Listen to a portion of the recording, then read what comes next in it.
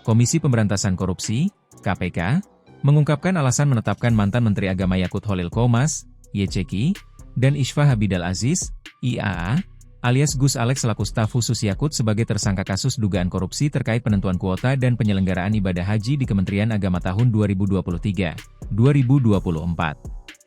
Juru bicara KPK Budi Prasetyo menjelaskan lembaga anti rasuah menduga kedua tersangka telah melakukan perbuatan melawan hukum dalam proses diskresi pembagian 20.000 kuota haji tambahan. Dari perbuatan melawan hukum yang bersangkutan ini, maka kemudian penyidik menetapkan tersangka kepada dua orang, yaitu saudara YCQ dan IAA, ujar Budi di Gedung Merah Putih KPK, Jakarta, Jumat. Lebih lanjut dia menjelaskan peran dari Gus Alex, yakni aktif dalam proses penerbitan diskresi hingga pendistribusian kuota haji. Penyidik tentu mempertimbangkan peran-peran aktif yang dilakukan oleh tersangka saudara IAA dalam proses diskresi, kemudian juga bagaimana pendistribusian dari kuota haji tersebut, termasuk juga terkait dengan dugaan aliran uang dari pihak-pihak penyelenggara ibadah haji khusus, atau Biro Travel, Perjalanan, RED, haji kepada oknum di Kementerian Agama ini, katanya.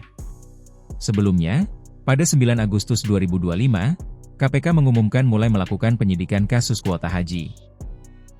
Pada 11 Agustus 2025, KPK mengumumkan penghitungan awal kerugian negara dalam kasus tersebut mencapai 1 triliun rupiah lebih, dan mencegah 3 orang untuk bepergian ke luar negeri hingga 6 bulan ke depan. Mereka yang dicegah adalah mantan Menteri Agama Yakut Cholil Qomas, Ishfah Habidal Aziz alias Gus Alex selaku mantan staf khusus pada era Menak Yakut Cholil, serta Fuad Hasan Masyur selaku pemilik Biro Penyelenggara Haji Maktour. KPK pada 9 Januari 2026, mengumumkan 2 dari 3 orang yang dicegah tersebut menjadi tersangka kasus dugaan korupsi kuota haji, yakni Yakut Cholil Qomas, YCQ, dan Ishfah Habidal Aziz, IAA.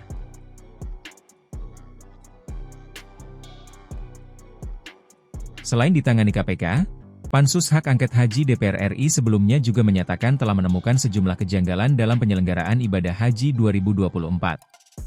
Poin utama yang disorot Pansus adalah perihal pembagian kuota 50/50 dari alokasi 20.000 kuota tambahan yang diberikan pemerintah Arab Saudi.